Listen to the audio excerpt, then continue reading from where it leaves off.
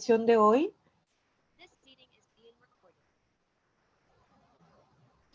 Muy bien, vamos a comenzar la sesión de hoy, que tenemos varias secciones en esta reunión. Una primera parte es ahora que voy a comenzar a platicar un poco más sobre los temas que han aparecido nuevos en nuestro taller y también sobre la actividad que vamos a desarrollar de manera colectiva durante las siguientes sesiones. Y después de mi intervención van a participar Laura y Erika.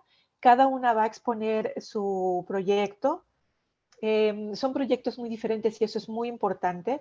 Y es para socializar una idea en la que se está pensando, que se está imaginando que es este proyecto en el que quisieran ellas trabajar, pero que al mismo tiempo lo están abriendo para un proceso de retroalimentación colectiva. Posterior a estas presentaciones, vamos a pasar a un ejercicio de equipos en donde hay dos vías de trabajo que les quiero proponer. La primera es dialogar muy cercanamente con Laura y con Erika.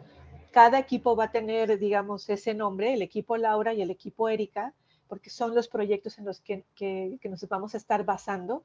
Y van a tener esta conversación cercana con ellas para poder comprender la búsqueda de su proyecto, qué preguntas tienen, preguntas de investigación, todo tipo de dudas y preguntas, inquietudes, y que de manera colectiva ustedes puedan empezar un ejercicio de retroalimentación de cómo observan ese proyecto y cuál puede ser el proceso metodológico, cuál puede ser el camino de investigación y de replanteamiento, quizás en algunos casos, quizás en algún caso es apenas un primer borrador, entonces habrá que generar colectivamente ideas para realmente formular el proyecto.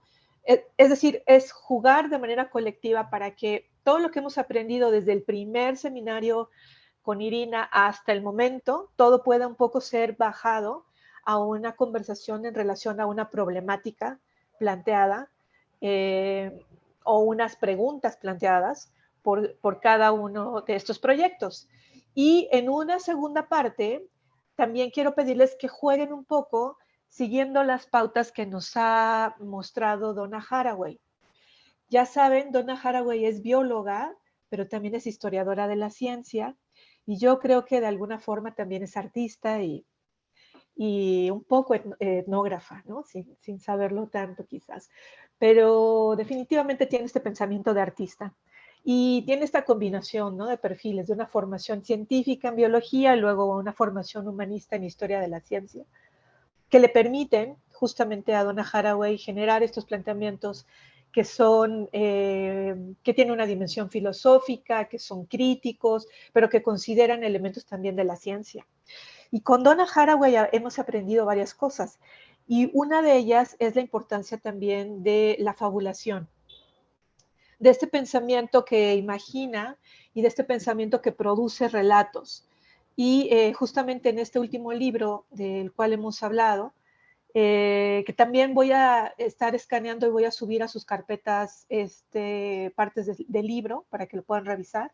Es un libro que apenas muy recientemente se publicó en español, entonces apenas está, hace un año que se empezó a difundir.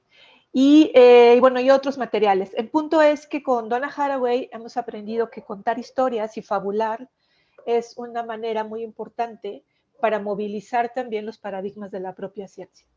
Es decir, ella no ve una desconexión entre este pensamiento imaginativo, este pensar de artista, con o un pensamiento que está, digamos, rompiendo una lógica, con la posibilidad también de modificar y de influir en los propios paradigmas, ¿no? Y bueno, esto se relaciona totalmente con lo que ya habíamos visto antes, de este acercamiento de la antropología a la vida. Entonces, en la segunda parte de este trabajo que harán en equipos, les quiero pedir que fabulen, que paralelamente vayan creando una especie de relato ficcional, una fábula, donde podamos ir comprendiendo caminos para responder específicamente a las relaciones que hay en los lugares donde nos van a estar planteando cada uno de estos proyectos y qué podríamos generar a partir de estas narrativas que puedan movilizar el pensamiento y la reflexión de las personas a ir sembrando estos otros futuros vivibles, ¿no? Pero bueno, muy bien. Esto es un poco, también voy a reforzar más adelante las indicaciones, pero esta es nuestra sesión de hoy. Y me da mucho gusto que podamos comenzar y esa parte de equipos la vamos a seguir trabajando por algunas semanas más. En los temas nuevos que tenemos en nuestros foros, como ustedes han visto, seguramente han podido dar por ahí una revisión a los materiales. Tenemos el planteamiento del proceso interpretativo en la etnografía, ¿no? Este triángulo invertido, del cual hemos hablado en el foro, tienen ahí una charla y tienen ahí unos materiales también. Y también les subí unas guías para la observación atenta y la escucha atenta. Son guías que les pueden ayudar para los registros de campo, pero evidentemente no se trata de llenar puntos o de llenar unas tablas, sino que considerando que el grupo tiene perfiles muy amplios de quienes están comenzando y quienes están ya en un proceso más avanzado, es también el poder generar pautas para facilitar los procesos de registro de campo y que esto pueda irse combinando con otras necesidades que cada proyecto tenga. Entonces, en estos foros nuevos del taller hay compartidas algunas herramientas, todavía vamos a ver algunas más, pero estas serían las técnicas móviles que están propuestas en un artículo muy cortito y que además lo escogí porque es un artículo muy didáctico. Quizás no tiene el nivel de complejidad y de profundidad que podría llegar a tener, ¿no? Es muy breve y tiene unas descripciones y las interpretaciones son muy cortas. Digamos que es interesante, pero podríamos pensar que falta un poco de complejidad, de densidad de la interpretación. Sin embargo, es muy claro el artículo en relación a la importancia de estas técnicas móviles en la investigación etnográfica y es prácticamente didáctico en la manera como está escrito. Entonces, me parece accesible y importante como para poder ver de manera muy clara qué implica esto de cambiar de una idea más sedentaria de la investigación etnográfica a una forma participativa, mucho más activa. Y bueno, estas técnicas móviles que están planteadas ahí, que son la entrevista móvil, la observación participante activa o móvil, mejor dicho, y el andar, el caminar juntos, algo sobre lo cual vamos a seguir hablando un poco más adelante con otro texto un poco más elaborado sobre esta importancia del caminar, ¿no? Pero aquí ya está planteado esta necesidad, ¿no? de integrar un cambio en la disposición, yo lo pienso de esta manera, ¿no? De quien realiza el proceso etnográfico y un camino muy sencillo, aparentemente, ¿no? Pero que requiere también de una cierta habilidad, sobre todo de diálogo y de integración, que es el ponernos en la vulnerabilidad de ya no tener el control, sino más bien movernos y fluir en las propias trayectorias, en los propios movimientos de quienes están participando con nosotros en el proceso investigativo y reconocer en ese sentido que se trata de un proceso siempre polifónico y siempre en relación, ¿no? No es un monólogo y no es una voz principal la del etnógrafo, ni está de ninguna manera en una posición privilegiada, tratando de romper esas posiciones jerárquicas. Estas técnicas móviles son interesantes. El proyecto justamente de Querer la Tierra que yo les compartí está construido totalmente a partir de esta idea de técnicas móviles y también de esta etnografía multilocal, dialógica y poética. Entonces, en el trabajo que yo desarrollé en la sierra, eh, justamente, y así empiezo el relato, tiene que ver con esta situación del andar, ¿no? Y cómo reconozco la importancia de caminar y de llegar, en este caso, caminando a la comunidad. Era una comunidad muy enclavada en la montaña, en una parte muy, muy alta, entonces no hay un transporte para llegar. Para llegar tendría que haber ido en una camioneta o una cosa así rara, ¿no? Y eso para nada me pareció necesario y me pareció desde que conocí, me empecé a acercar como a este proyecto de campo, muy importante el poder andar, el poder caminar y el poder caminar esos 4 kilómetros que implicaba desde la carretera llegar a la comunidad, lo cual para mí era eh, como una especie de rito de paso, ¿no? Era como este trayecto, este intersticio que me permitía realmente enfocarme en la relación con el bosque, con la sierra y también con la soledad, con el andar sola y caminar sola estos 4 kilómetros para llegar. Y esta disposición marca pautas en la interacción. Me interesa mucho que comprendamos eso. No son cuestiones mecánicas o fórmulas como recetas que se hacen, sino que son procesos que son un poco más elaborados. Entonces, en el caso, por ejemplo, que les comento de Querer la Tierra, que obviamente el nombre del proyecto llegó al final. Y esto es interesante, ¿no? Porque es cómo se reformula y se rearma cada proyecto, y así es la etnografía. Pero bueno, esta disposición a llegar caminando marcó también una pauta distinta de relación con las personas de la comunidad. Me interesa mucho que ustedes también vean cómo también las relaciones vienen desde los cuerpos y desde las disposiciones que mostramos también en nuestro hacer, en la manera como interactuamos y la manera como nos relacionamos. Entonces, hay una diferencia muy importante entre ser un investigador como de gabinete, que llega como con esa misma actitud que acaba de salir de su gabinete, a querer hacer entrevistas o a querer hacer talleres, pero que no suelta para nada esta, esta expresión corporal y que no suelta para nada ciertas comodidades que necesita tener, ¿no? Y eso creo que lo hemos visto todo el mundo repetido muchas veces en investigadores, ¿no? Entonces es muy importante esta apropiación de todo lo que venimos aprendiendo y conversando, y realmente una interiorización de tal forma que llegue, digamos, hasta el propio cuerpo, que llegue y se pueda también trabajar desde esta manera como entramos y la manera como contactamos y la manera como nos relacionamos y la manera como nos abrimos, y también experimentamos nuestra propia vulnerabilidad. Y en el artículo un poco se siente eso, pero sí realmente creo que quienes escribieron podrían haber sido mucho más, bueno, podría haber sido mucho más interesante esta parte, ¿no?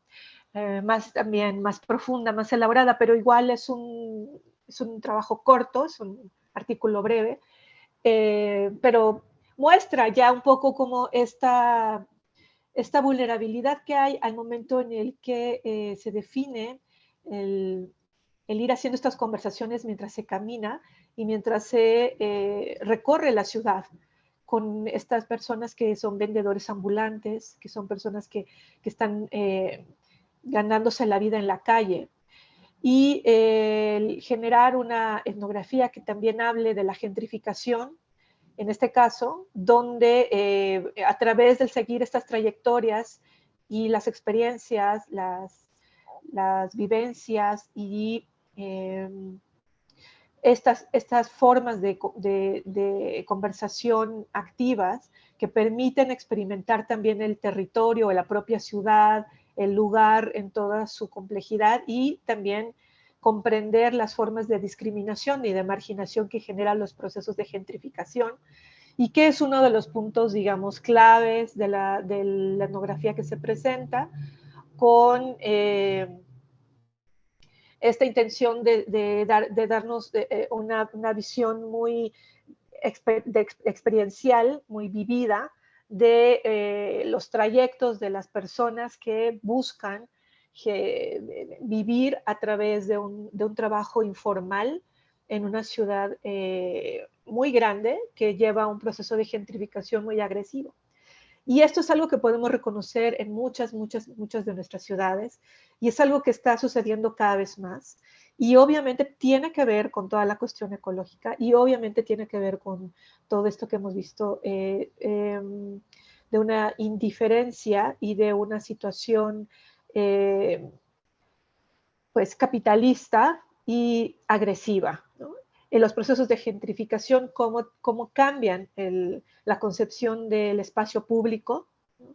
Cómo cambian la idea del lugar, de cómo se habita una ciudad cuando ha sido gentrificada, qué sucede con las relaciones entre las personas, qué tipo de interacciones se propician y cuáles no, y cómo esto se puede mirar desde los trayectos de las personas que desde antes de esta gentrificación ya estaban con una presencia en la ciudad y pues tenían esta posibilidad que cada vez es menor en las ciudades cuando se gentrifican, de poder también pues trabajar en el espacio público, ¿no?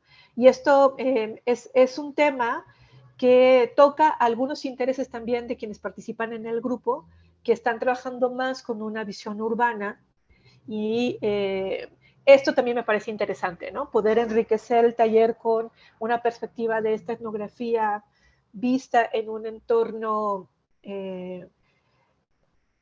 rural, campesino, comunitario, indígena, pero también verlo, esta misma visión crítica y estas mismas posibilidades de una etnografía multilocal, dialógica, con estas técnicas móviles en un entorno urbano.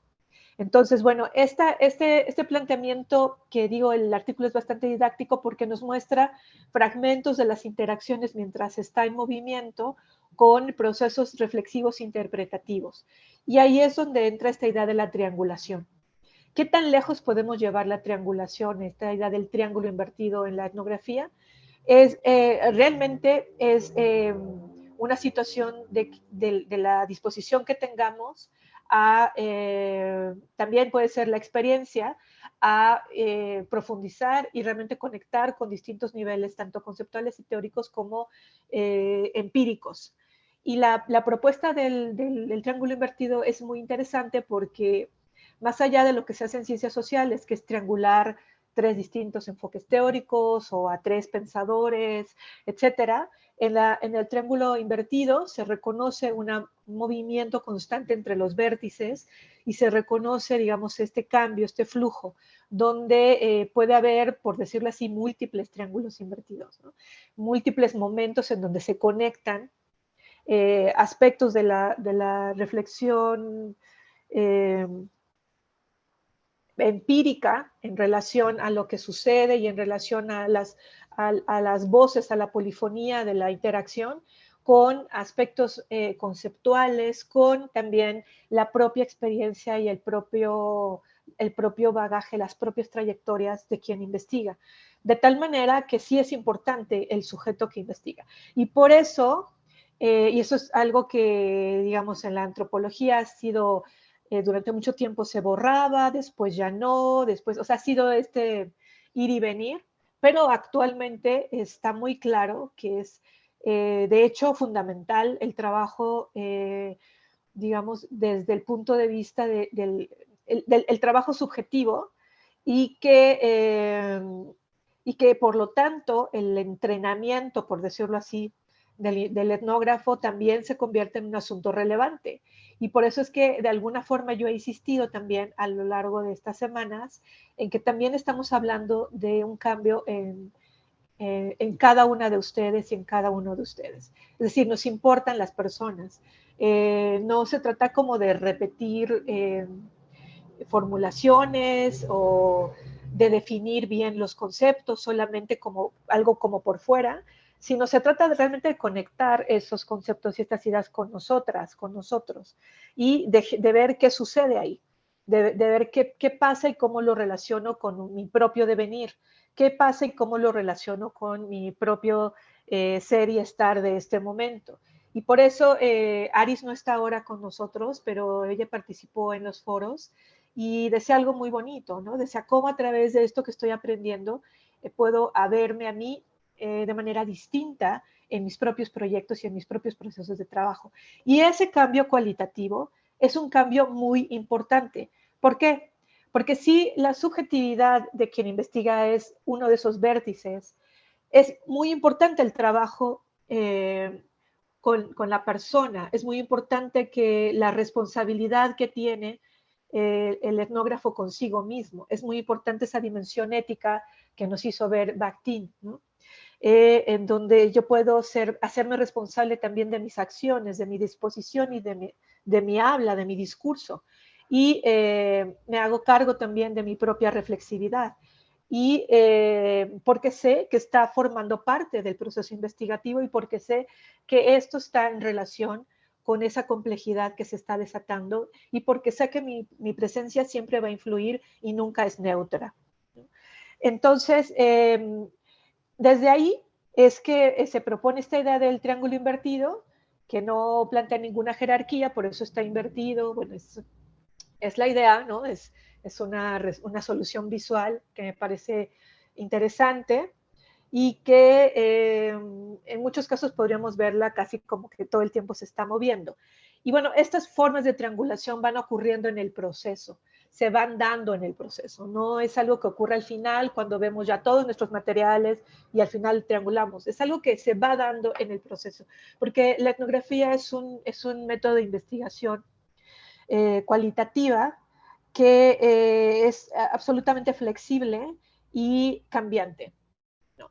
De tal forma que las preguntas de investigación o incluso hipótesis que podamos formular al inicio de un proyecto de campo van a cambiar, van a moverse a partir de estos procesos de interacción, de diálogo, de reflexividad, de doble reflexividad y de interpretación. Ahora, esta idea de la doble reflexividad que viene de una propuesta de un antropólogo y semiólogo, Günter Dietz, quien trabaja mucho con procesos interculturales y comenzó trabajando con procesos interculturales en España. Y después ahora vive en México y ha hecho la mayor parte de su investigación, de su trayecto acá en México. Y bueno, a Gunther yo lo conocí muy bien, de varias formas, ¿no? Entonces conozco muy bien su formación, su pensamiento, ¿no? Y hay también una fusión muy importante con la semiótica. Esto es algo que ha pasado con la antropología desde hace mucho tiempo. Ha habido estas conexiones entre lingüística, semiótica y antropología. Y ha habido una influencia muy grande en los cambios de la idea de la etnografía a partir de este pensar más interdisciplinario. Así como también hay una importancia de la historia y como, por ejemplo, en la idea de lo multilocal que nos pide seguir trayectorias, evidentemente nos lleva a una investigación histórica, ¿no es cierto? Nada más que las pautas son distintas. Y el eje de la investigación no es el análisis de los documentos tal cual, aunque esto pueda ser relevante en ciertos proyectos, sino que el eje es justamente esa movilidad y ese reconocimiento de cómo van integrando las trayectorias, distintos contextos, e incluso en el espacio-tiempo. Entonces, digamos, el eje y la perspectiva es distinta, pero la importancia de la historia es muy grande. Entonces, la antropología es evidentemente un campo interdisciplinario, ¿no? Se requiere de esta conexión interdisciplinaria para poder comprenderse. Y ahora estamos explorando que también es algo que se ha hecho desde hace mucho tiempo, la relación con la biología. Existe la antropología ecológica, existen todas estas áreas, ¿no?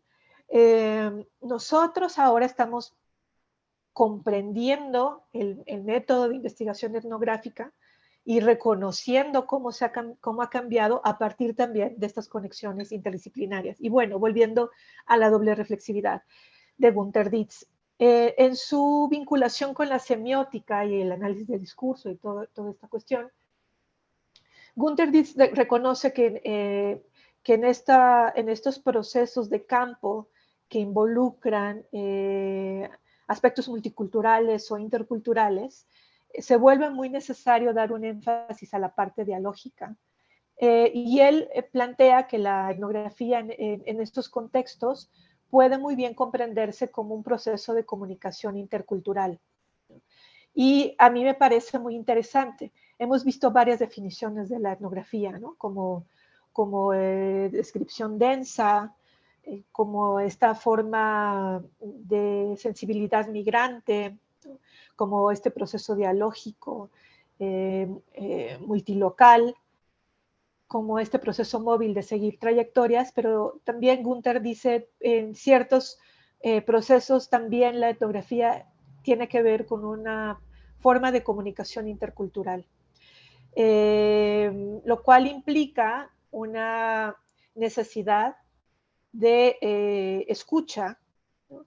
Y de reconocimiento de los múltiples saberes que convergen y el poder integrar a la propia investigación un proceso de reflexividad dual, ¿no? Por eso esta idea de la doble reflexividad, donde es la reflexividad del investigador o del etnógrafo o etnógrafa se encuentra en relación con el propio proceso reflexivo de quienes participan desde otros lugares, desde otras cosmovisiones y desde otras lenguas también. Entonces, un reto muy importante es encontrar esos canales de comunicación o generar esos canales de comunicación o propiciar esos canales de comunicación intercultural y permitir este flujo en el proceso investigativo de tal manera que el proceso interpretativo, esta triangulación de la que estamos hablando, no solamente esté en manos del etnógrafo o la etnógrafa, sino también pueda ser realizado a partir de este trabajo de doble reflexividad. Es decir, cómo integro la capacidad interpretativa desde otras cosmovisiones, desde otros lugares, desde otros pensares, a el propio proceso de investigación. No solamente como algo que yo estoy describiendo que está sucediendo ahí, sino realmente como parte del propio proceso de generación del conocimiento, del propio proceso reflexivo interpretativo. Y eso es muy importante. Entonces, por eso estas herramientas que son muy accesibles, pero tienen un nivel de complejidad que implican al mismo tiempo un compromiso de quien está siendo el detonador, el coadyuvante, la persona que liga todo en este proceso de investigación etnográfica. Entonces, bueno, ahí hay habilidades que hay que tener que tienen que ver con la escucha, que tienen que ver con una capacidad también de guardar silencio, una capacidad de comprender el proceso, una capacidad creativa totalmente. La etnografía es también totalmente creativa, ¿no? En donde muchas veces se van definiendo herramientas en el propio proceso y donde muchas veces se redefinen aspectos metodológicos clave a partir del propio proceso. Y bueno, también puede tener estas múltiples capas y momentos en donde estas formas de diálogo se van desplegando y quizás otros momentos donde hay una necesidad de un análisis más minucioso de ciertas situaciones que bien sí puede estar a cargo del etnógrafo. Entonces, como ustedes pueden ver, hay una maleabilidad del propio proceso de investigación y esta es una de las grandes virtudes de la etnografía y también por las cuales es una forma de investigación que puede ser, digamos, apropiada y trabajada en campos muy diversos, ¿no?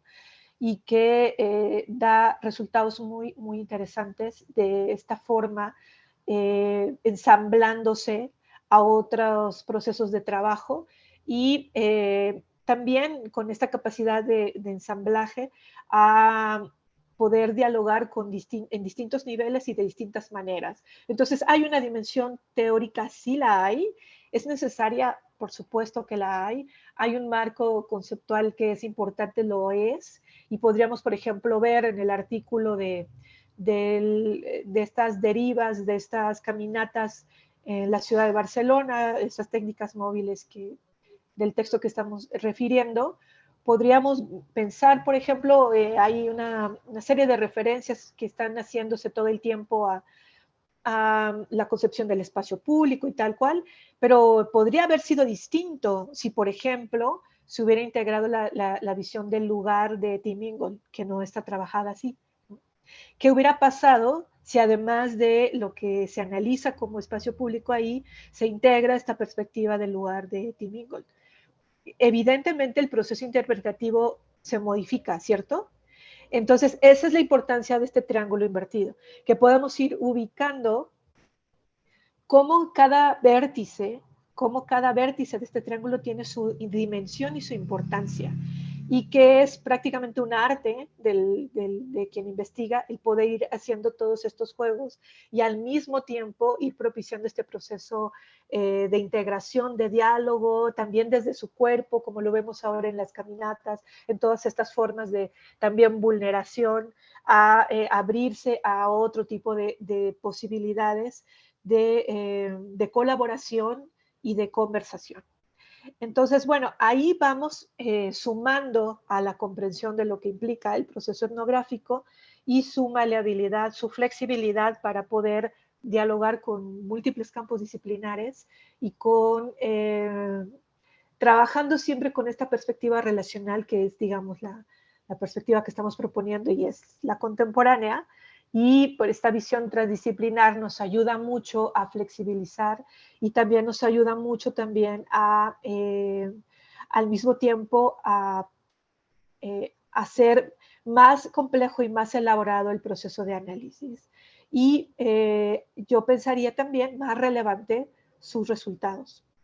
Bueno, con esta introducción quiero dejarles aquí varias ideas para que ustedes ahora que comiencen a ver los proyectos, empiezan también a preguntarse otras cosas y surjan ahí pues nuevas dudas, nuevas inquietudes y también obviamente posibilidades de trabajar. Entonces, bueno, muy bien, vamos, ¿qué les parece si vamos ahora a ver los proyectos, tanto de Laura como de Erika? Y nos seguimos directo a eso para que podamos fluir y no se nos vaya el tiempo y podamos dejar un buen rato para el trabajo de integración a nivel de equipo. Muy bien, entonces, ¿quieres empezar, Laura? Gracias. ¿Comparto yo? Sí, o quieres que compartamos nosotros, también podemos compartir nosotros, lo que sea más cómodo para ti. No, si quieren comparto yo, gracias. Sí.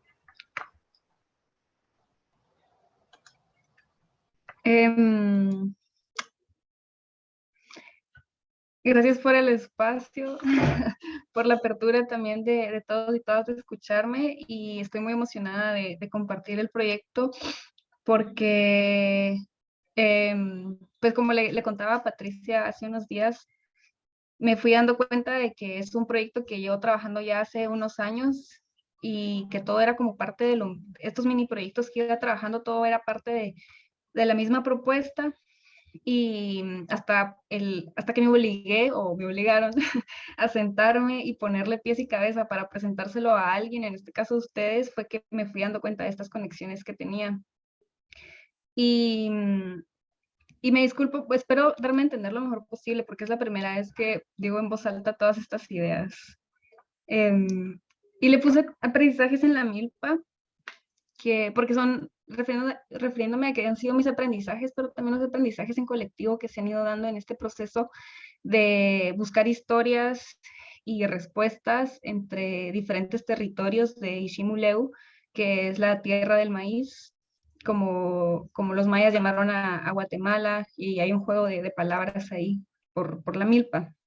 Lo empecé a trabajar en el 2020, justo con el diplomado de Antropología del Arte aquí en la TIR, que se cruzó con una propuesta de mi mamá de documentar la receta de los tamales de mi abuela que se ha transmitido como a través de la tradición oral y se cruzó con el diplomado y entonces yo lo encontré ahí como una oportunidad de indagar acerca de mis orígenes, de la memoria colectiva de mi familia. Y pues a partir de eso, o sea, al final yo ni siquiera documenté la receta de los tamales como mi mamá quería, porque se abrió y se movió como a otras partes inesperadas el proyecto. Y ahí les voy a ir contando hasta dónde vamos hoy. A ver cómo... Creo que es acá. Entonces, ay, ¿cómo hago para no verlas? Les voy a ir contando un poco de cómo empezó y también el diplomado pues me ha ayudado un montón a ponerle este lado de la teoría de los conceptos como refiriéndome al triángulo, por ejemplo. Y parte, digamos, el tema general, yo lo identifico como las relaciones y las dinámicas que se generan y se hacen visibles alrededor, a través, hacia y desde el maíz y la milpa. Comenzó siendo como algo familiar, incluso individual, pero al hacerlo me di cuenta de todas estas relaciones que se dan gracias al maíz y por el maíz. Y ahora pues recientemente más ampliado como a la milpa en general, como este sistema complejo. Y este textito yo lo escribí justo empezando el proyecto como un reconocimiento desde el inicio y por lo cual empezó a generar dudas, como el maíz nunca se trabaja en solitario y siempre es en colectivo, la mayoría de estos procesos son familiares y yo quiero un poco de aprender sobre estas otras formas de relacionarse con el maíz, además de mi familia. Y mis preguntas iniciales eran muy personales, ¿no? Como de cómo me relaciono yo con el maíz, mi familia, pero a la vez de cómo se relacionan otras familias. Y ese ha sido el proceso del buscar estas historias de los otros.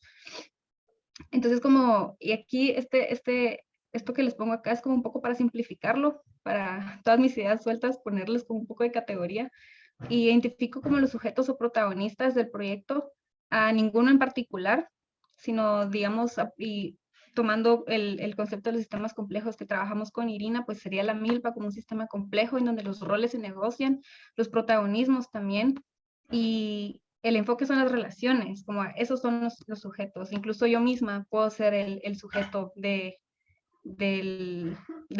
proyecto que se esté trabajando.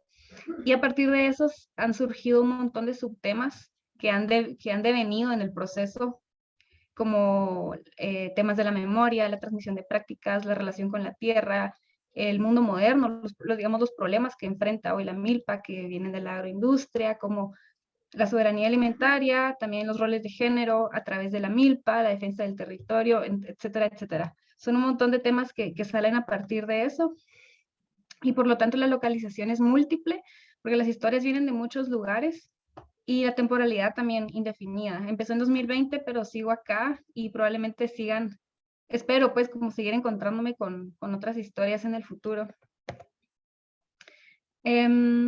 Y parto de la premisa, digamos, que el maíz es un objeto móvil y múltiplemente situado, en donde las diferentes percepciones que existen acerca de él lo interpretan como alimento, es un mito de origen, también es el propio cuerpo, es un ancestro, es la infancia, es herencia, es ritual y es mi abuela. Y él más adelante les explico por qué. Mi primer proyecto con esto, pues refería mucho a mi abuela, como busqué a mi abuela que falleció hace años por medio de esta receta de los tamales, que el origen es el maíz, entonces hay como una vinculación también que me trae de vuelta a eso y por eso es tantas cosas el maíz y pues ha sido un proceso, lo llamo como un proceso de búsqueda, del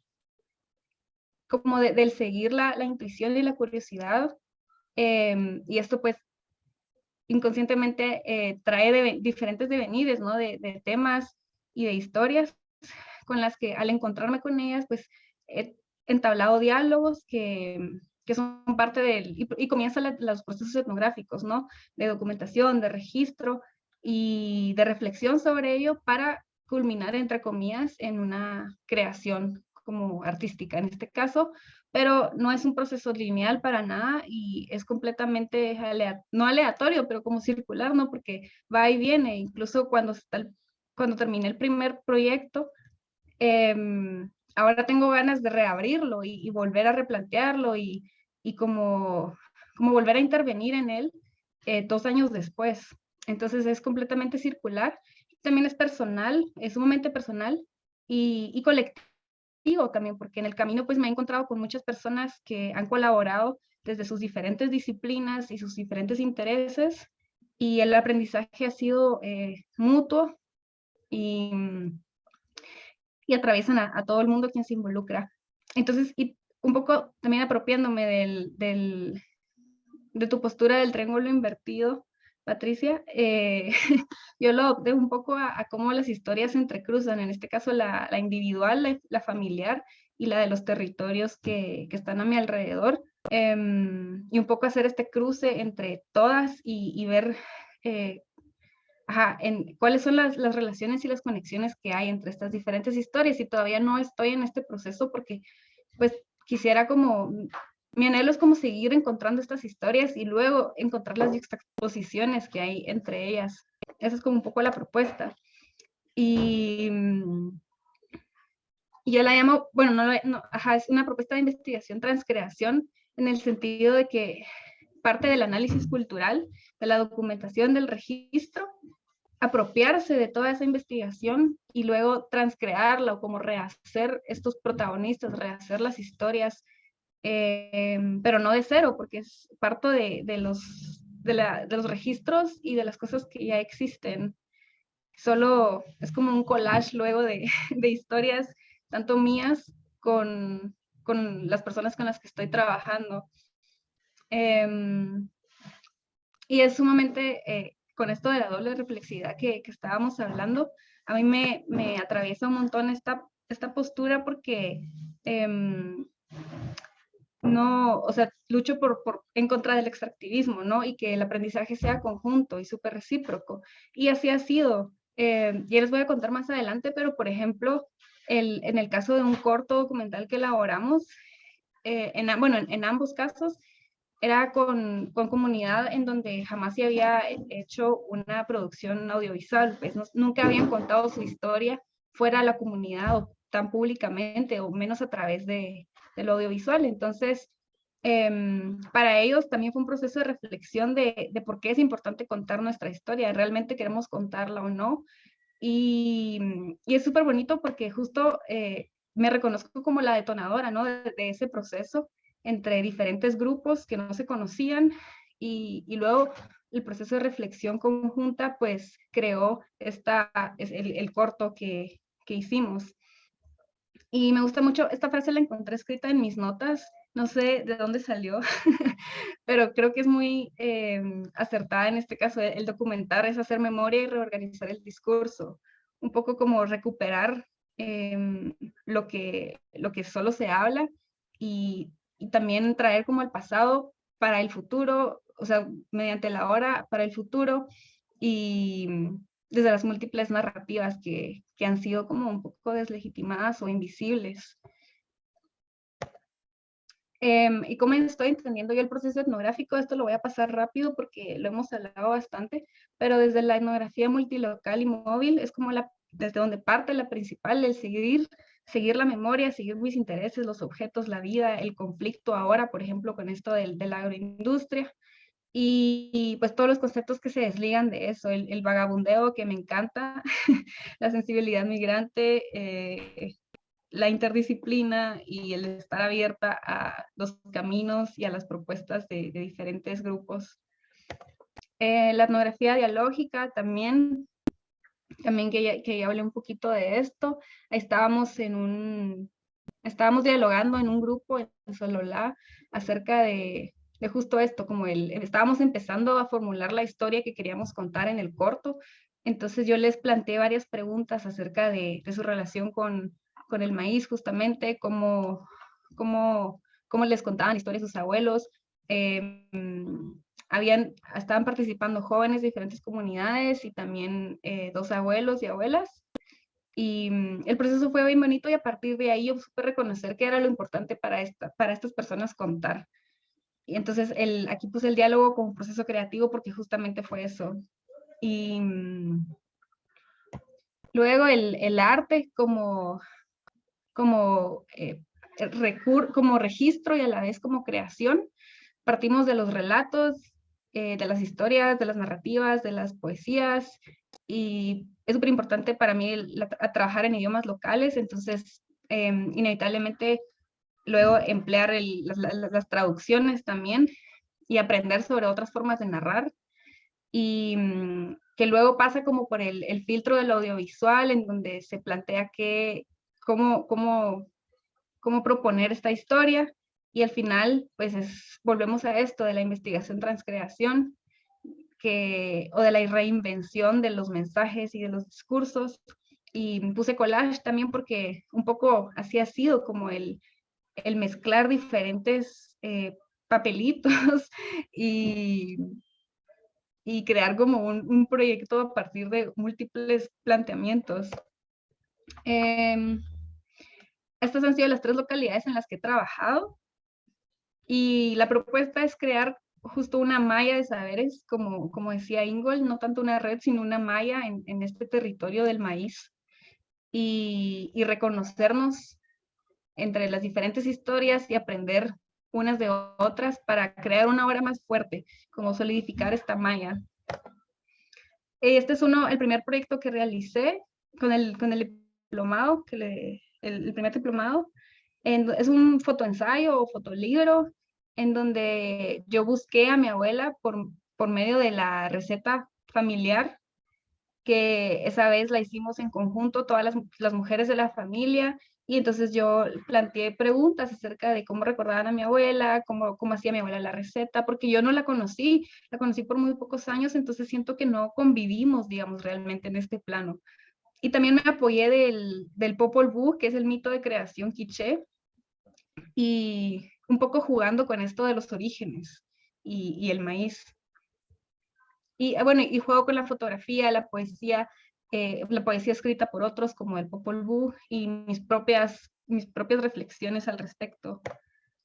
Y este es el primer corto que hicimos en Amatitlán, que es sobre esta pareja de agricultores que recuerdan su infancia entre la milpa mientras trabajan durante un ciclo de cultivo, y mientras a la vez se preguntan si sus hijos e hijas van a seguir con esa tradición que ellos ya han hecho por 30 años. Y este es el más nuevo, que no ha salido, pero ya pronto. Es sobre la defensa de las semillas nativas, que lo trabajé en el mismo territorio con el que Tao está trabajando, ahí en Solola. Y pues los abuelos, en este caso, preocupados por la revalorización de sus semillas sagradas, ellos cuentan historias, cuentan relatos y como consejos acerca de cómo es el cuidado de las semillas para ellos, para que Willy, su nieto, quien va a sembrar por primera vez, pues comience a aprender sobre este proceso, y así comienza él su camino como defensor de la tierra y de la vida. Entonces es un corto que esperamos que vean tanto los niños de la comunidad como otros de fuera, y la propuesta es esto, siempre como aprender sobre otras formas de relacionarse. ¿Ven esto? Es que no sé por qué no me sale. O se ve como gris. Se ve gris. Ah, ya apareció. Ahí está. Ok. Y ya para cerrar, pues pensando como y sintiendo nuevas ideas, las preguntas que me surgen es, por ejemplo, cómo se juxtaponen estas múltiples historias de diferentes territorios. ¿Es que se unen a través de mí o son mundos aparte, o cómo dialogan, pues? Y también, y por eso es que quise acercarme a este espacio de la ecología, porque también quiero comenzar a involucrarme y a dialogar con otras especies, volver la etnografía que ya he estado haciendo algo interespecie. El tema de las semillas nativas, pues es algo que sigue resonando conmigo. A partir del último corto, pues este proyecto se volvió sumamente político para mí, como una lucha menos personal y que ya tiene como un alcance más político. Entonces me sigue como, quiero seguir trabajando en este tema, pero tengo otras ideas, como por ejemplo una plataforma transmedia, una red como una malla de saberes, la fabulación especulativa que me llama mucho la atención, pero que al final pues todo esto sea justo como, como lo plantea Donna Haraway, para el seguir con el problema, permanecer con el problema, por ejemplo, frente a un mundo que amenaza estos saberes ancestrales, sagrados, comunitarios, y crear una apuesta por imaginar y crear una obra más fuerte en colaboración con todas estas historias de las que todos tenemos mucho que aprender. Eso, gracias. Excelente presentación. Muchas gracias, Laura. Muchas gracias. Vamos a ir directo con Erika, porque ahora estamos en este proceso de querer aprovechar nuestro tiempo lo máximo. Sí, exacto, bravo.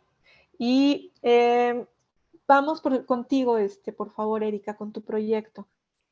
Perfecto. Bueno, pues felicidades, Laura. Muy bonito tu tema y muy interesante.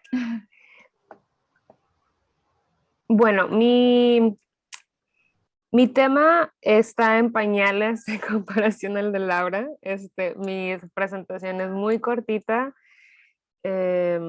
y son prácticamente, pues es un esbozo de lo que pudiera convertirse en mi tema de investigación. Todavía estoy articulando muchas cosas, pero sería el siguiente.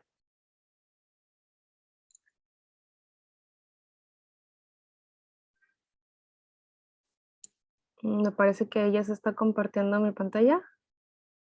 Sí, ya estamos viendo ahí en la primera diapositiva. Ok.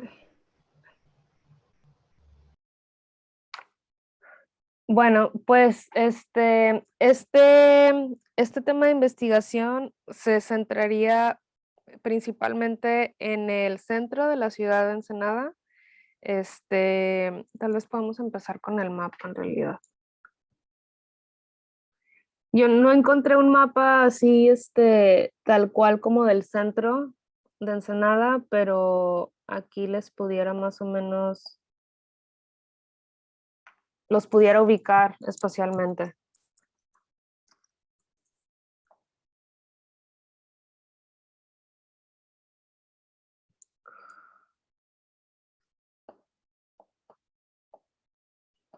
Bueno, como desde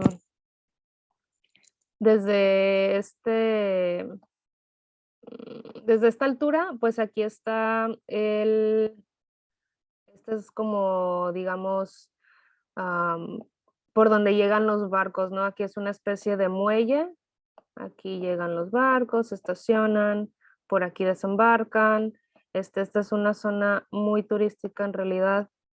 Aquí está un mercado negro y todo esto es una especie como de corredor, pues un camino que va a lo largo de aquí, de esta parte donde llegan los barcos. De este lado está la administración portuaria y pues todo esto hay puestos de artesanías, hay una zona por aquí. De hecho, está muy padre aquí porque hay un espacio que es como una especie de anfiteatro que se llama Ventana al Mar y hay una concha acústica. Por aquí se entra. Y veamos, esta calle que se ve en amarillo es el Boulevard Costero. Digamos que desde aquí más o menos, donde está el Centro Estatal de las Artes, aquí está es un centro cultural que se llama Riviera, que antes era un hotel, ahora es un centro cultural. Desde aquí hasta, yo creo que, despuésito del Mercado Negro, digamos que es la zona turística. Luego le sigue la calle Primera, que sería esta, la Adolfo López Mateos, que coloquialmente se conoce como la Primera, que es donde están todos los bares, todos los restaurantes, aquí la Guerrerense muy famosa, etc. Esta es la zona como más turística, que está muy cerca del centro, pero no es propiamente donde, por ejemplo, pasan todas las rutas de microbuses, donde la gente va que a comprar, no sé qué cosa, a la botánica, hacer sus mandados, ¿no? O sea, más como de la gente local. Pero está a 6 calles, que es esta, la Juárez, o también la Sexta. El centro de Ensenada está trazado como, pues aquí se ve como de una manera muy, como de cuadrícula, ¿no? Y las calles, que son perpendiculares a la principal, que es la Reforma, que es esta, son paralelas entre ellas porque va desde la primera, la segunda, la tercera, la cuarta, la quinta, hasta que llegamos a la Juárez, que es la sexta. Y como les comentaba, pues la Juárez es, yo diría que desde como de la tercera a la séptima más o menos, que ya en la séptima no hay mucho que hacer realmente, es más bien una colonia residencial, ajá. Pero todo, como que el corazón del centro está en la Juárez. Entonces yo diría que de la tercera a la sexta sería un buen espacio como para dimensionar el centro. Eh, por ejemplo, yo creo que el centro empieza o termina, dependiendo de cómo lo veamos, más o menos en esta calle que sería la Ryerson, me parece. Sí, es la Ryerson. Aquí ya a partir de aquí, el centro de Ensenada como que hay como una montaña aquí y ya son como puras casas, ¿no? Pero todavía la Ryerson es bastante turística, acercándose a la primera, y luego bajan, aquí está el Parque Revolución, por aquí, por ejemplo, hay un templo masónico, hay una Coppel por acá, y ya bajando más por la sexta, se encuentran más los establecimientos comerciales a los que acude la gente de la ciudad, muchos bancos, etcétera. Bueno. Entonces, lo que a mí me gustaría explorar serían principalmente, o bueno, se complementa, ¿no? Pero sí me gustaría hacer como un trabajo evaluativo de las condiciones y del diseño urbano del centro de la ciudad. Y rescatar las percepciones que tienen los usuarios principalmente del transporte público, porque pues las personas que se mueven en transporte privado, digamos que tienen a lo mejor, a mi parecer, una visión bastante limitada de las condiciones del centro, ¿no? Entonces, digamos que la población objetivo serían usuarios del transporte público o la gente que, bueno, transporte público va de la mano de caminar, ¿no? Cuando tienes que ir a tu parada, bajarte del camión, irte a tu casa, etc.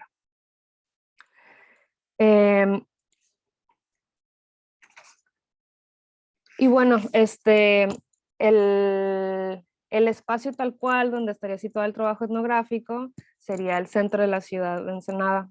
Y pues el centro, por caracterizarse como un reflejo de cómo está la situación del espacio público en la ciudad, es donde la gente realiza sus quehaceres, muchos de ellos bajan de la periferia para trabajar en todo el sector turístico, de servicios.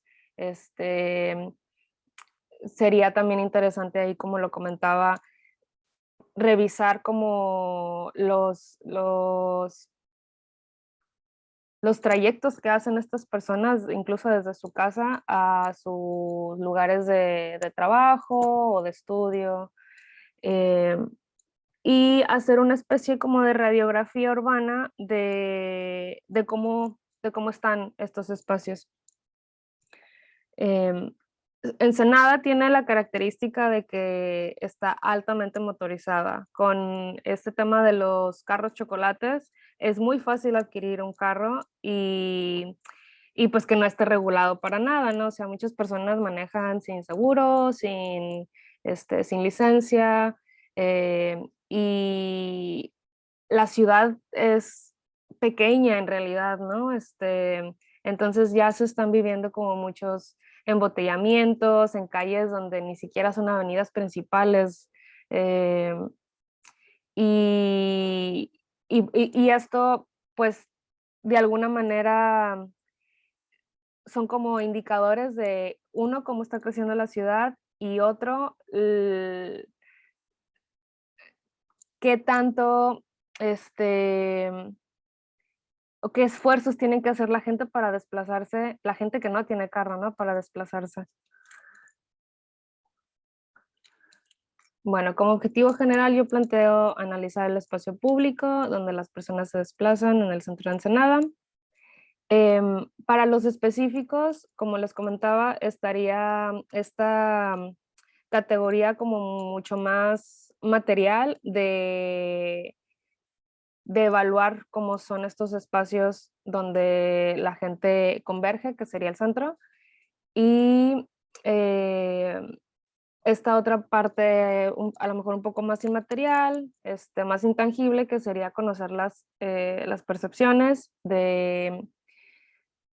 del espacio donde se mueve la gente. Este artículo de las técnicas móviles se me hizo muy interesante porque pues propone técnicas ahí que le dan, digamos, el control al participante de ir dirigiendo cómo se va dando esta exploración de significados y de su realidad, ¿no? Bueno, esos serían como entre el primero y el segundo objetivo, y el tercero, bueno, sería ahí, ajá, que ya más o menos se abordó en el primero, pero sí me gustaría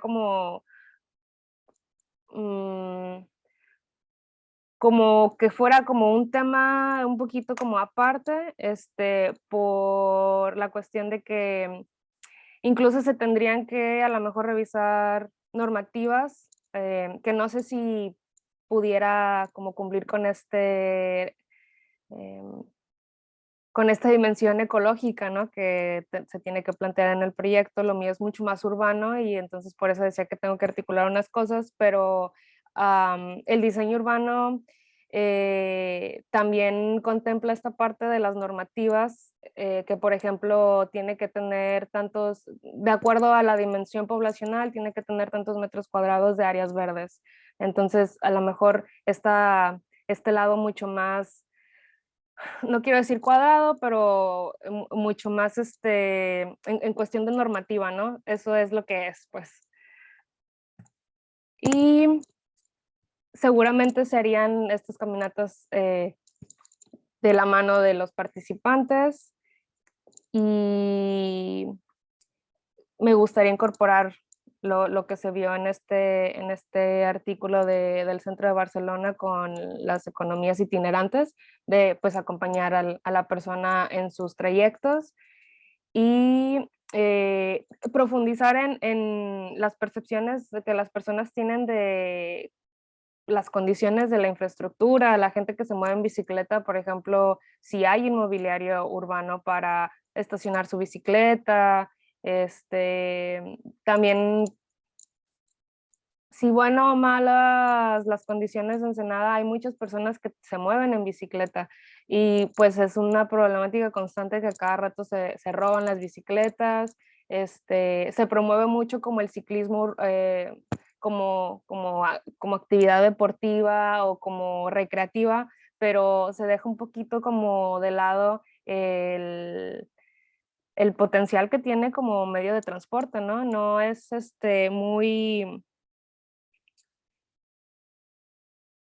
no sé cómo llamarlo, si es como falta de interés o de pereza, pero por ejemplo aquí en Ensenada hay un instituto de investigación de planeación urbana y nunca han sacado ni siquiera una opinión técnica, porque es lo que hacen ellos, no tienen como mucho carácter jurídico, están como descentralizados del gobierno, pero ni siquiera una opinión técnica referente a este, un, un plan urbano de movilidad ciclista, ¿no? O de movilidades activas que no sean motorizadas. Entonces, sería también interesante ahí rescatar las percepciones de los ciclistas en cuanto a la infraestructura y al mobiliario urbano. Y eso, ese sería como mi primer esbozo de lo que, como les comentaba, podía convertirse en mi tema de investigación para el diplomado. Gracias, Erika, muchas gracias. Bueno, vamos a, si quieres, volvemos aquí a la sesión colectiva. Vamos a ahora dividir el grupo, pero antes quisiera hacer un comentario breve y volver a explicar las indicaciones. Como vemos, son dos proyectos muy, muy diferentes y también son formaciones muy distintas. Erika es arquitecta, ¿cierto, verdad, Erika? No, soy socióloga. Bueno, Erika es arquitecta, Socióloga. Laura tiene una formación artística. El proyecto de Laura está en Guatemala, el de Erika está en México, la ciudad de Ensenada está al norte, en Baja California, en el norte, en el Golfo de Baja California, y es una ciudad que ahora van a tener más posibilidad de preguntarle más cosas a Erika, pero bueno, es una ciudad con toda esta cuestión dual, ¿no? Con una fuerte actividad también de investigación sobre cuestiones del mar y de las especies marinas, pero al mismo tiempo es una ciudad que está cerca de la frontera, al mismo tiempo hay todos estos flujos migratorios, hay muchas características de la ciudad de Ensenada, y el proyecto Erika está planteado en este entorno urbano. Ahí de entrada, digamos, vemos en una formación más de la arquitectura, el urbanismo o el diseño, cómo es el manejo de los términos y qué pasa con ese manejo de los términos cuando se entremezclan con esta perspectiva etnográfica, antropológica, cómo se modifica, por ejemplo, la idea del espacio público. Habría que preguntarnos desde ahí también. Entonces, como ven, también son dos momentos muy distintos en los proyectos. El de Erika, como ella decía, es un primer esbozo, y en cambio el de Laura es un proyecto en el que ella, como bien dijo, comenzó a trabajar con una inquietud muy, muy personal y fue creciendo, fue creciendo, fue creciendo. Es un proyecto colaborativo que ha involucrado a muchas personas, es un proyecto que se ha movido, que ha generado ya muchos resultados. Entonces son dos momentos de proyecto distintos y esto me encanta también. O sea, que sean tan diferentes, que estén en modalidades tan distintas, que sean en situaciones muy diferentes, que vengan de preocupaciones y preguntas completamente diferentes también, situados en países distintos.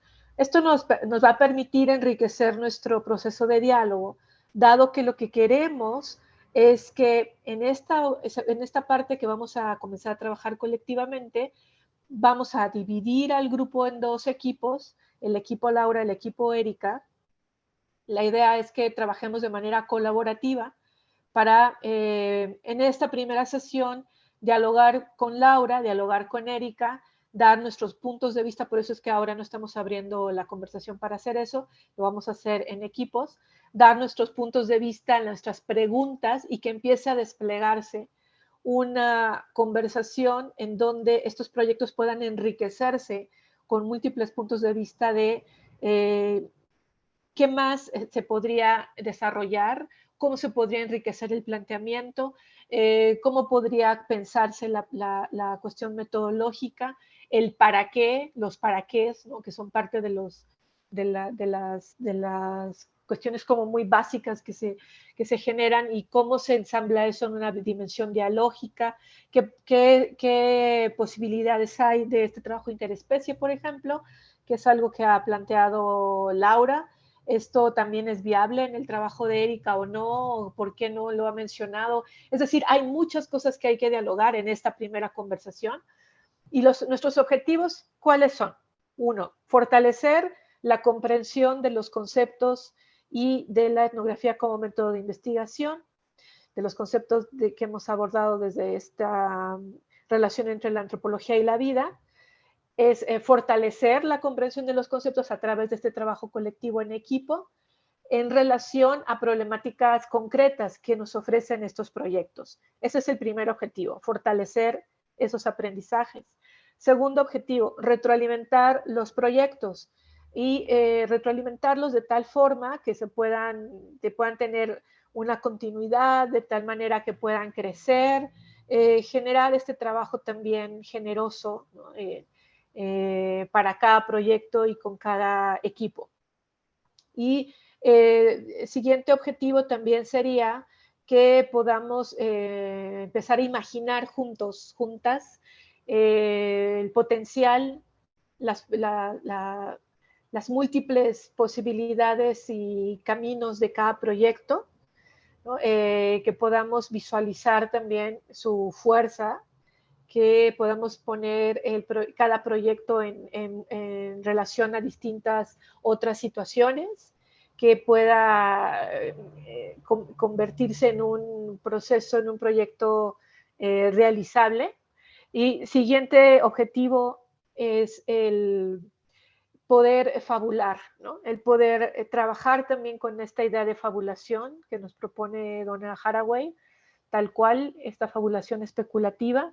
¿Y por qué es importante? ¿Por qué le estamos dando este lugar específico? Es que es importante trabajarlo colectivamente, porque tal y como dice Donna Haraway, se trata de concebir narrativas que den giros a nuestras maneras de pensar y de esa forma también podamos sembrar semillas de futuros viables, ¿no? Es una posibilidad la fabulación especulativa, la fábula, la narrativa, la generación de estos relatos. Ahora, mi propuesta es que no los vean solamente en un sentido oral o textual, como textos que se escriben colectivamente, que se reescriben colectivamente, sino que también puedan generarse estas fabulaciones integrando imágenes, sonidos, es decir, un poco trabajar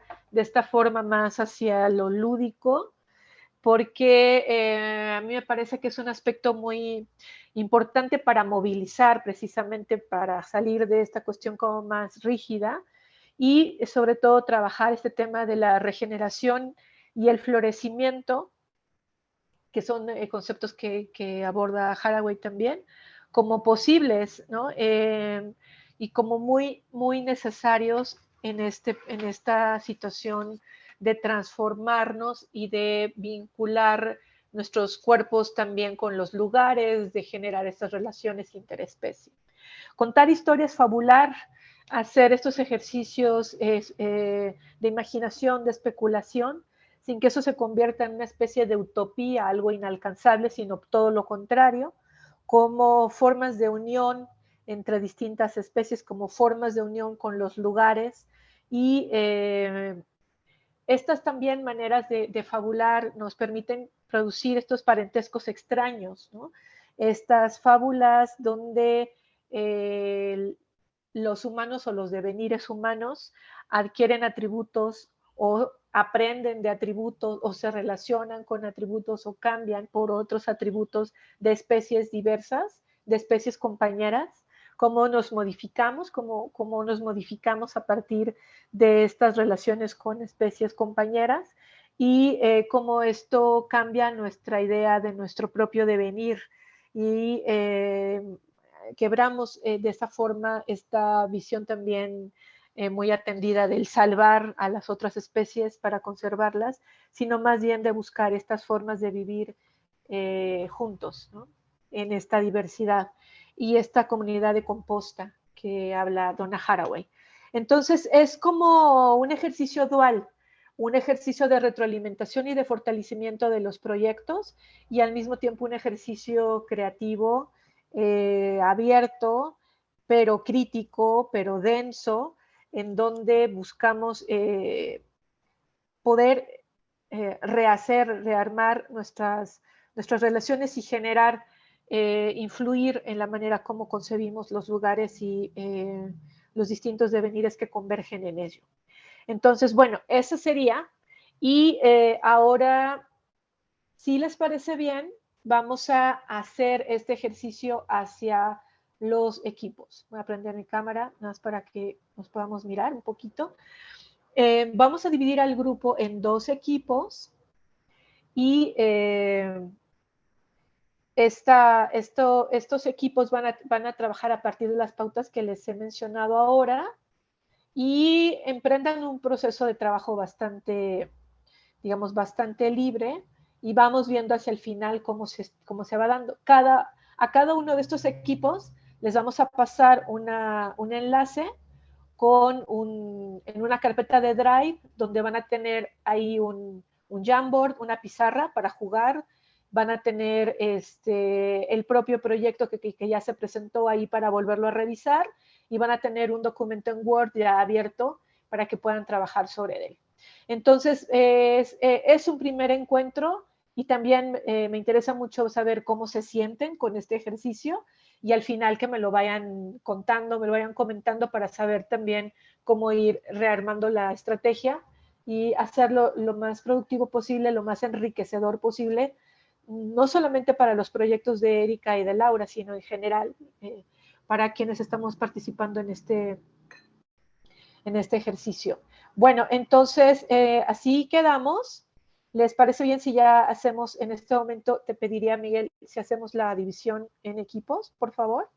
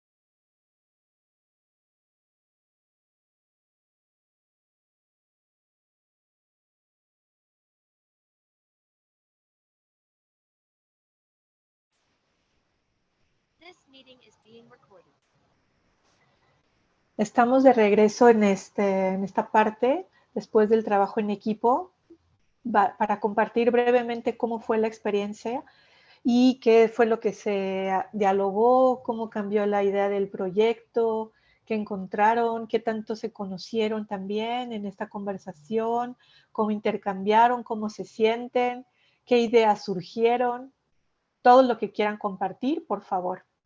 Entonces, vamos a ir haciéndolo ágilmente para no prolongar demasiado nuestra sesión de trabajo y poder aprovechar también nuestra tarde en otras cosas. Así que, bueno, ¿qué tal? No sé si Andrea y Erika quieran compartir la pizarra y las pizarras que se armaron y platicarle al grupo cómo fue la conversación. Ya, yo estoy del celu, no sé si alguien podría compartirla y vamos charlando. Sí, yo la puedo compartir. Gracias, Erika. Bueno, yo estuve trabajando un poquito con el equipo de Erika y Andrea y Ninfa para equilibrar, porque eran un equipo de 4 y otro de 3, entonces para equilibrar yo me quedé ahí con ellas un ratito y ahora les vamos a contar un poco cómo fue el intercambio. Bueno, pues con mi tema de de percepciones del espacio público en donde vivo, en Ensenada, Baja California. Se replantearon algunas cosas desde pues, los temas que hemos estado viendo en el diplomado y, y desde el porqué del tema, o de interés, etcétera. Entonces, pues lo que recojo yo de la sesión de retroalimentación es que pues es una aproximación de sí el espacio público, pero pues de cómo la gente vive sus trayectorias, el, am, el cómo el lugar determina también en cierta medida pues los comportamientos, ¿no? Las rutas que se toman, el por qué, y todavía estoy como articulando ahí unas cosas de, por ejemplo, estos temas de relación interespecie, en este tema que está situado como en la ciudad, pero ya ahí las compañeras aportaron unas observaciones muy valiosas sobre, pues, qué pasa con, por ejemplo, Ninfa mencionaba las aves, ¿no? Con toda la contaminación acústica, pues esta ciudad está pegada al mar, ¿no? Es un puerto, en realidad. Y yo mencionaba que estas relaciones interespecies se dan mucho como, sí, desde una postura como muy antropocéntrica, porque es como por ejemplo, aquí en Ensenada hay muchos centros de estudio y de investigación de ciencias del mar. Entonces es como un poquito muy desde acá el ser humano estudiando a estas especies marinas, ¿no? Y si no es de esa manera, o seguramente desconozco otras relaciones, ¿no? Pero esa es como la más tradicional. Y si no es esa, es una relación como con dinámicas muy de mercado en el que pues aquí hay mucha venta de marisco, etcétera, todo el producto del mar, se comercializa y se distribuye a todo el país en realidad. Entonces, eh, eh, en esta sesión como que pues reflexioné sobre eso, ¿no? Y, y todavía está como en el centro del tema, el tema de la movilidad. Y pues ahí tendría que ajustar unas cositas, pero creo que así a grosso modo sería, me gustaría a lo mejor un poquito rescatar las historias de vida de la gente en el centro de la ciudad, o no sé, en sus trayectos, ¿no? Em, Creo que el elemento, o sea, yo este, reitero y como que hago mucho hincapié en el tema del transporte porque se viven un montón de cosas cuando uno se traslada, ¿no? Principalmente en el transporte colectivo, ¿no? Si son buenas o malas, hay encuentros, hay, pues experiencias de, por ejemplo, no sé, ¿no? A lo mejor eso también es muy técnico, pero son microbuses muy chiquitos, ¿no? Son como estos camioncitos que son restaurados, muchos de ellos son comprados de Estados Unidos y se restauran y se ponen en circulación y muchos están en condiciones súper deterioradas, ¿no? Hay muchos casos de personas que se han accidentado en estos microbuses. Entonces, no sé, por ahí también podría rescatarse algo interesante. Y no sé, Andrea, ¿tú quieres como plantearlo de tu ciudad? Ya. Bueno, está Bueno. súper divertida, ¿no? El intercambio, porque como Erika mencionó ya su proyecto, está más enfocado en todo el área urbana. y, o sea, netamente en una ciudad, ¿no? Y a partir de ahí surgieron estas ideas de plantearnos desde una perspectiva tal vez más, o sea, más etnográfica, más vivencial, más emotiva, más afectiva, ¿no? Que tenemos los que habitamos en las ciudades con esa espacialidad. Y de ahí surgieron casualidades igual, porque el texto, el artículo que leímos de las metodologías móviles, y que justo ayudaría mucho, ¿no? A documentar, a recoger estas percepciones de las trayectorias, como mencionaba, respecto al tema de movilidad. Em, Surgieron estas casualidades que decíamos, porque en Tarija, bueno, yo al leer el texto igual lo visualicé mucho con la ciudad en la que vivo, ¿no? Y ahí les puse algunas fotitos de cómo es, y es un valle, ¿no? Por ejemplo, la primera foto está tomada desde la cordillera de Sama, ¿no? Que es una delimitante, digamos, y en el otro es un mapeo. En ese mapeo se puede ver la expansión que está teniendo, y prácticamente este crecimiento urbano acelerado se está comiendo todo lo que puede, ¿no? O sea, todavía no se ha subido a las montañas porque son reserva natural, pero del resto sí, eso le comentaba a Erika. Y al igual que en la ciudad de ella, porque hemos encontrado muchas similitudes, ¿no? Hasta en la población, casi que es la misma población, y son pequeñas, pero ya están teniendo estos conflictos de embotellamiento, esos conflictos de tráfico. Y bueno, a partir de ahí surgieron ideas, ¿no? Y de, por ejemplo, esta fabulación igual entre Tarija y Ensenada, de ver cómo vivimos, ¿no? Esa movilidad urbana.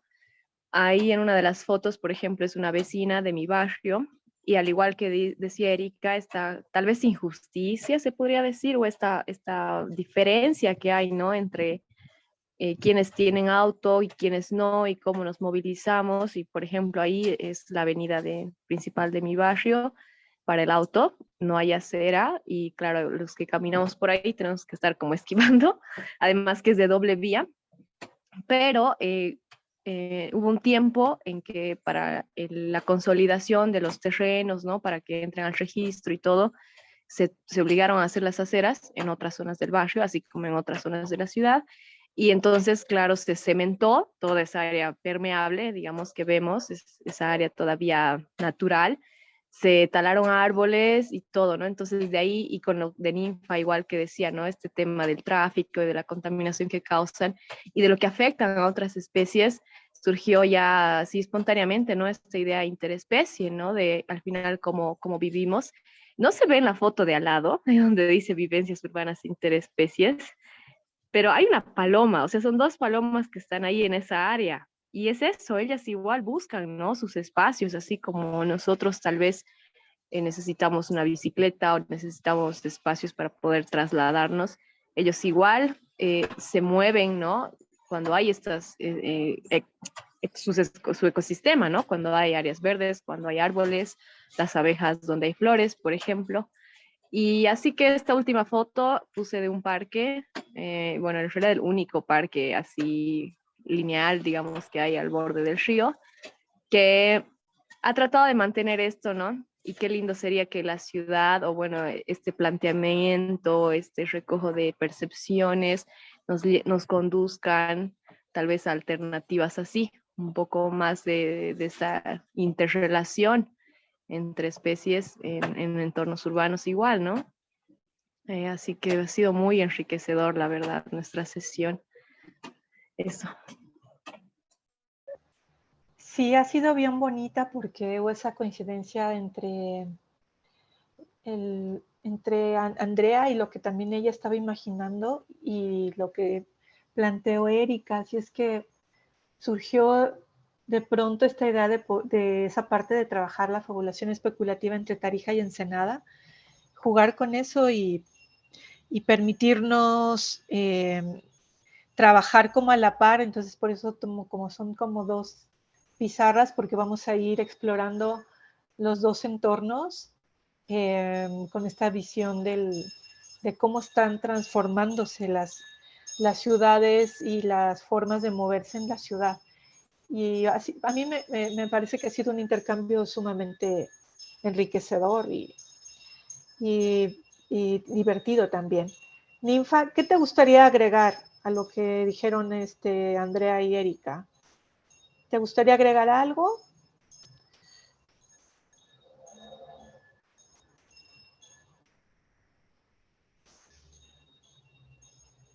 Creo que no está todavía por ahí Ninfa. Entonces, si quieren, pasamos directo al otro equipo para que nos dé tiempo y Hola. hacemos un comentario. Ah, sí, Ninfa, dinos, cuéntanos.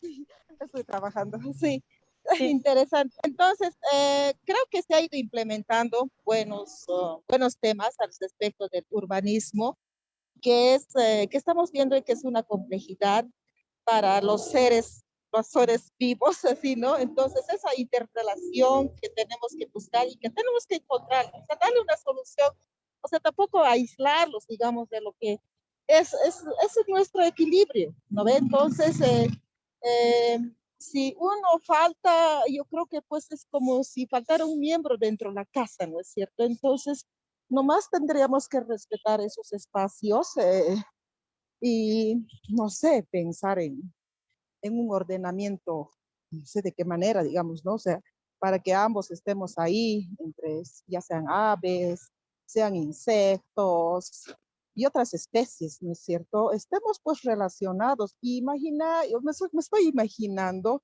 esa, esa orilla del mar, no sé, me estoy imaginando, ¿no es cierto? Qué lindo, ¿no? O sea, pero aquí en Bolivia no tenemos eso, pero tenemos otros espacios nosotros, entonces sería lindo interrelacionar todo eso y que esté ahí acorde a lo que realmente es la naturaleza. Eso tal vez para ir ya casi terminando. Muy lindo.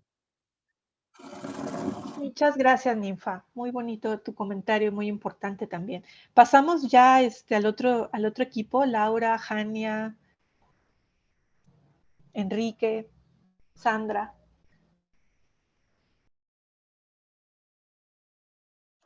Sí, si quieren, comparto mi pantalla.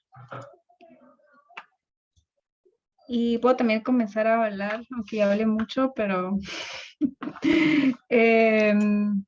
pues comenzamos como por reconocernos entre nosotros, nuestros intereses, nuestras especialidades y todo.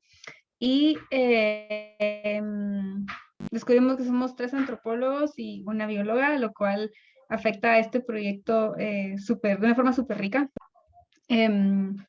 Y comenzaron a surgir algunas curiosidades y dudas que ellos tenían sobre el proyecto en sí, pero también, y en específico, sobre las percepciones y las interacciones de las diferentes comunidades con la milpa. Yo les decía que pues en cada territorio es diferente, y a mí me tocó, ya me ha tocado convivir en 2 que son muy, muy, muy distintas. Y en esta plática aquí hay un montón de dudas y ideas sueltas, pero en lo que nos encontramos fue en esta interacción de los humanos con las plagas, como un tema muy específico de toda esta discusión que puede ser muy amplia, porque yo les di como un ejemplo muy concreto de esta familia en la que hacen milpa tradicional, en donde ni siquiera existe un concepto para decir plaga. Y la palabra plaga viene cargada de un montón de sentidos y de significaciones que pueden ser negativas, y se asocia a la plaga hay que eliminarla. Pero en esta comunidad, por ejemplo, tienen una forma muy distinta de relacionarse con ellas, que ni siquiera les llaman plagas, solo son insectos que conviven en la milpa y con las que hay que aprender a tener una relación de convivencia pues más en armonía. Y surgió como la idea de cómo transmitir este afecto que ellos tienen hacia estos insectos hacia otras personas que no los conocen. Cómo hacer que estas personas desvinculadas se reconozcan en esta forma de relacionarse y cómo eso puede contribuir a crear relaciones más sólidas y de colaboración. Entonces surgió la idea de hacer un cuento, y ya empezando a fabular, pues también Sandra nos compartió que ella había desarrollado un cuento para un proyecto en donde bueno, tú explicarás mejor luego si quieres, pero sobre las morsas, y era un cuento para niños, y trabajó con ilustraciones, y entonces nosotros pensamos en esto de una historia desde la percepción de la plaga, que no solo sea como testigo de su, de su destino en este mundo que la quiere eliminar, sino también testigo de cómo la milpa ha evolucionado a lo largo de los años. Entonces es como un insecto que ha vivido por muchos ciclos de cultivo y que se va dando cuenta cómo cada vez los humanos hacemos las cosas más distintas. Y pues desde una perspectiva de primero como reivindicar a la plaga y a su papel en el mundo, aprender sobre otras formas de relacionarnos con ellas, construir el afecto, y esto a partir de la familiarización de quien lo está leyendo con este insecto que se vuelve plaga y que pues hace uso de una traducción del lenguaje, ¿no? De interespecie, digamos, para generar empatía. Y discutimos acerca de la antropomorfización de las especies, que puede ser un poco polémica a veces, pero la reconocimos como necesaria si queremos generar este afecto, y no pensarlo desde volver a la plaga con características humanas, sino pensar en cosas que yo hago que este insecto también, en qué somos iguales, y generar la identificación a partir de esas cosas. No desarrollamos el cuento en sí ni nada, solo como esa idea general y tal vez como una medio trama, un borrador de trama de lo que podría seguir el cuento, que es pues el ciclo anual de la plaga, del insecto, digamos, como nace, crece, se reproduce, muere, y que es testigo de estos cambios a la vez que le afectan y afecta a la milpa, digamos, como macrosistema que la contiene. No sé si alguno de ustedes quería decir otra cosa.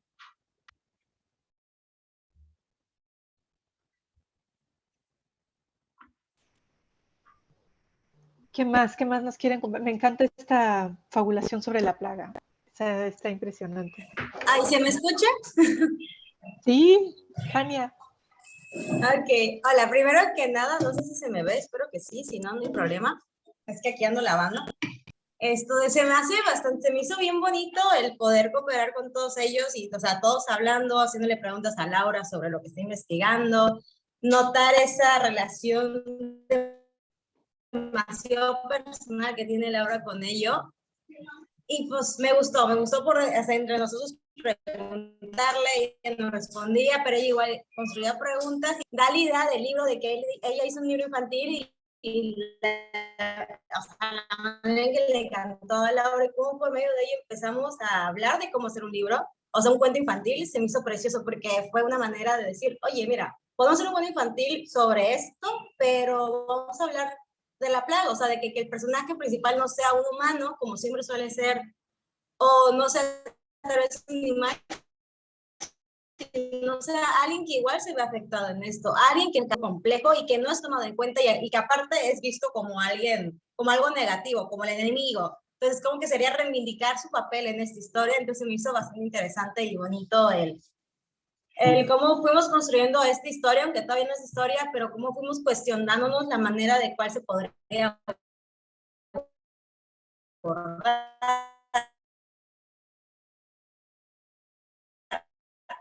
Desde cómo no caer en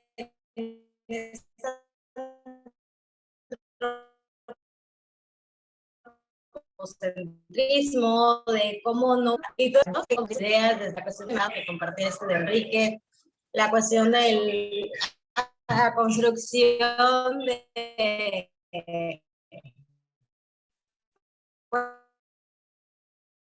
Jania, se está cortando tu audio. y así me gustó mucho y fue muy bonito. Se me cortó mucho porque aquí ya se debe escuchar mejor, o lo repito.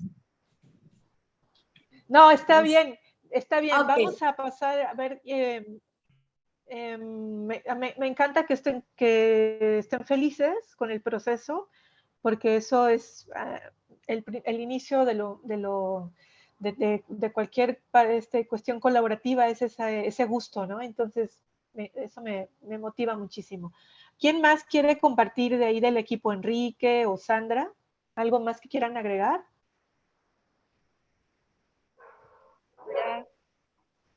Sí, me gustó bastante el proceso, conocer, no sé, más de Centroamérica, un poquito de las milpas, del maíz, y cómo fueron surgiendo estas preguntas que de hecho pues a mí me interesan mucho, porque parte de lo que me gusta, ¿no? También que le pregunté, cómo eran estas interacciones de las personas con la fauna, las percibían como beneficiosas, perjudiciales, y ahí fuimos entrando un poco más y centrándonos un poco más, y Laura me comentaba como que sí son muchas las que pueden haber, pero nos centramos específicamente en la de la plaga o en los insectos, ¿no? Que pueden ser percibidos por algunos como plagas y por otros no, entonces fuimos ahí adentrándonos y viendo cómo esta manera de cómo comunicarlo, ¿no? O sea, bueno, surgió lo del cuento, y ahí estamos nosotros, aprendiendo, bueno, estoy aprendiendo con esto, aprendí bastante de Laura, de Jania, de Enrique, que son antropólogos, y bueno, yo bióloga, pero que me encanta mucho la formación que tienen, ¿no? Los antropólogos, y ya, estoy muy feliz con el proceso. Qué bonito, gracias Sandra. Seguramente también en ese diálogo que tú seas bióloga enriquece muchísimo todo. Entonces, muchas gracias. Enrique, cuéntanos, me da mucho gusto verte para empezar. Y cuéntanos cómo viviste esto y qué te parece el proceso y cómo se ve ahora el proyecto. Fue súper, hola, ¿qué tal? Fue súper interesante empezar a ver sobre todo el ciclo de ideas, o más bien las líneas, que cada pregunta detonaba como algo, ¿no? En la memoria de cada uno, sobre todo en nuestras experiencias.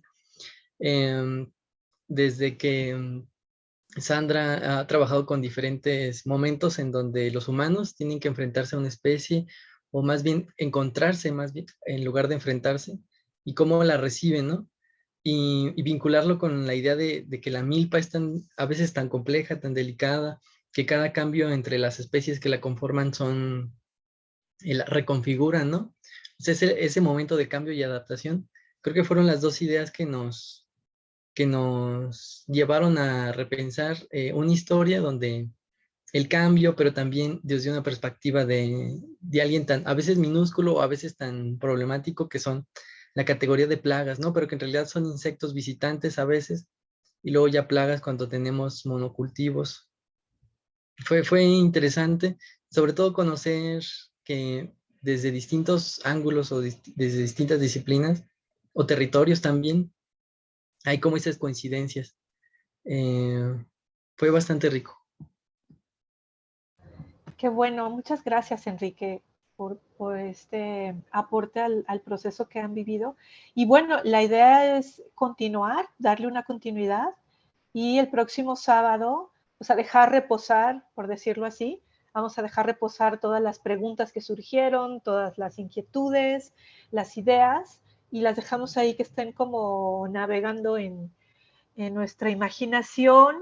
Vamos a continuar nuestro trabajo en los foros, se van a seguir agregando otras herramientas, otras ideas, otras lecturas, proyectos. Es decir, seguimos ampliando nuestra comprensión del proceso etnográfico, y el próximo sábado que nos volvemos a encontrar, le volvemos a dar este tiempo a este proceso de colaboración en equipos para seguirlo haciendo crecer, a ver hasta dónde nos lleva.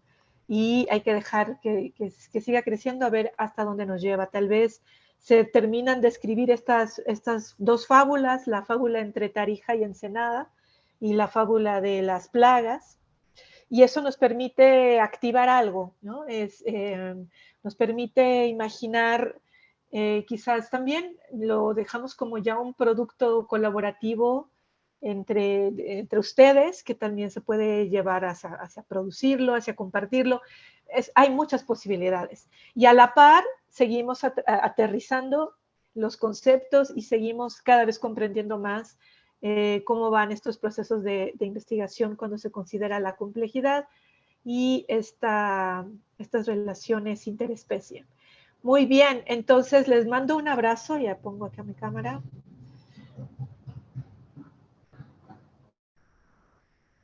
Les mando un abrazo con mucho cariño, les agradezco esta sesión tan bonita, esta disposición a imaginar y a compartir, que es algo invaluable. Así que muchísimas gracias, un abrazo gigante. Disfruten la tarde y nos vemos el próximo sábado, segurísimo. Y ya el lunes se abren los otros temas. Muchas gracias. Besos. El sábado. Cuídense hasta Chao, el lindo sábado. día. Sí. Hasta el sábado. Hasta el sábado, ninfa.